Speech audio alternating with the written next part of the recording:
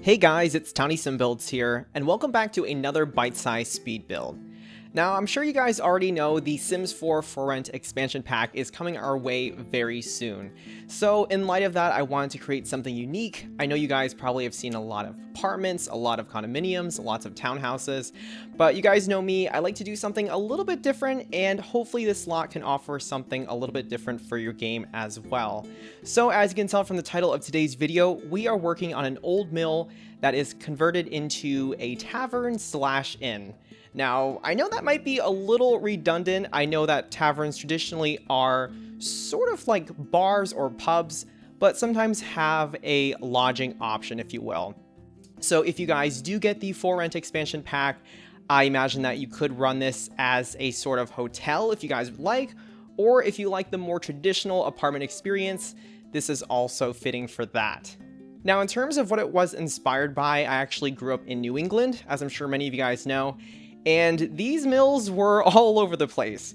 Every time we did field trips, we would see lots of historic buildings from the colonial era, from the Industrial Revolution, and we actually did a full-on tour of a mill. Now, unfortunately for the life of me, I don't remember what kind of mill it was. It was either a textile mill or a flour mill. Unfortunately, my memory is very hazy with that, but here we are. We did have a lot of mills that look just like this one. We are, of course, in the world of Henford on Bagley, which I thought was very perfect for this. I was definitely going for a very rustic vibe. So the building itself, I would say, is fairly close to being historically accurate, I guess, at least within the lore of the world. Obviously, it has been fully renovated, so all of the mechanics of the water mill have been removed, and it has been fully converted into living space. Now, obviously, you guys saw the sort of river pond setup.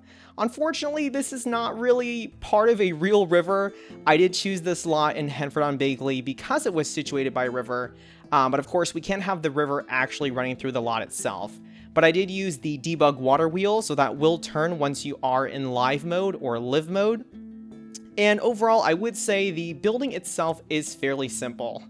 Unfortunately, you know, they just weren't very creative back then. They were pretty straightforward with their structures.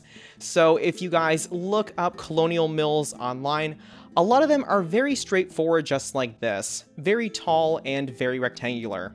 But for this mill, I also wanted to create a very interesting sort of bridge going over the supposed dam. There's obviously not a dam in this build, but I thought it was a really cool feature, especially if you are a guest in this inn or hotel, and you kind of just want to take in the scenery.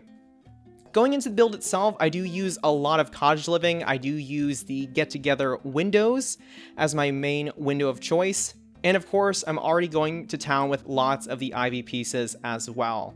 Now, normally I do go for the ones that come with the game itself, but for these pieces, I did pull a lot from the cottage living debug. Those just happen to fit a little better along the walls, so that is what I ultimately went with.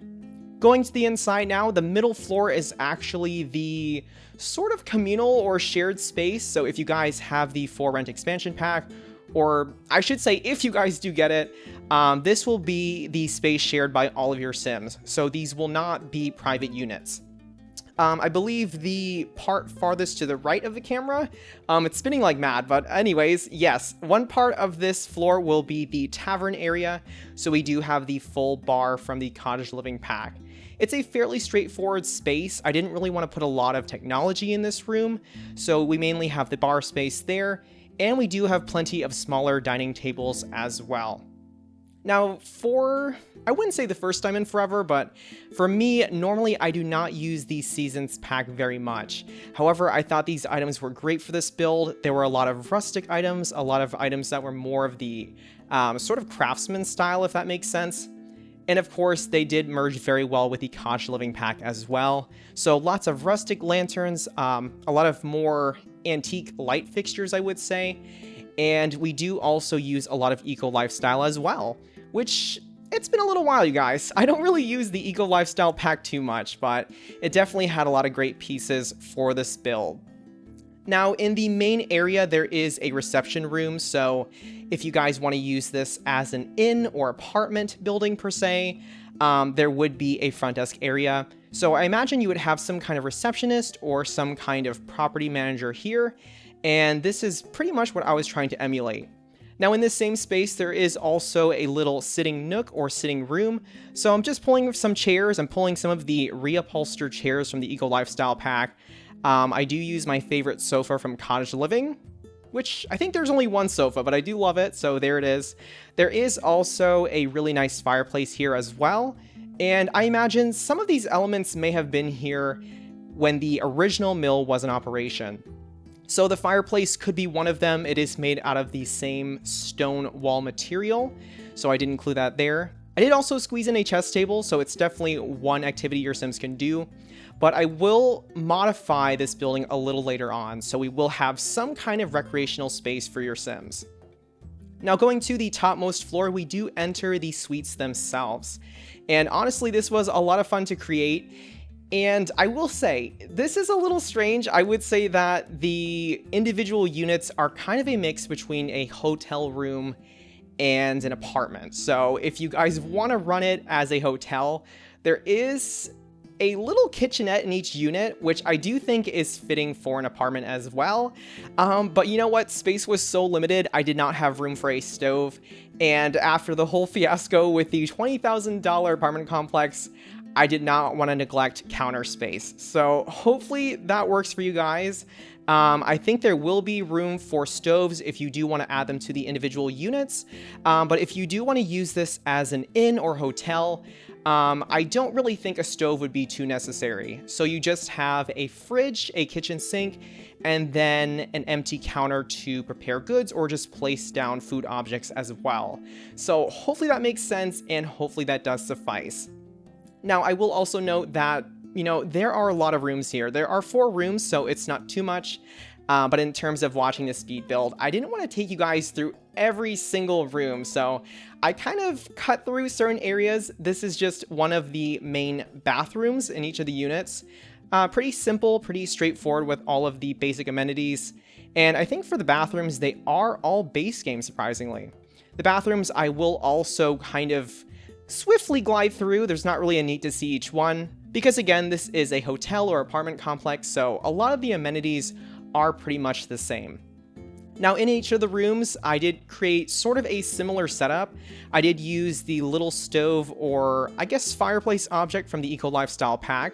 I think it fits with the more vintage theme, so each room has one, especially if the weather gets pretty chilly in Henford on Bagley. There is also a little base game accent table there, and of course the retro TV from the Eco Lifestyle pack as well. So overall, like I said, I was definitely going a little less technology and a little bit more out in the country, a little bit more rustic, a little bit more off-grid. So I think apart from the typewriter computer in the front desk area, I think that is the only piece of modern technology. On a different note, I do want to say that each of the rooms is also equipped with a different skill building object. I think the current unit that we're looking at is the only one that doesn't have one, but there is a desk if a sim wants to bring a laptop or maybe do some other activity there. But apart from that, like I said, every other room will have some kind of activity for your sims to do.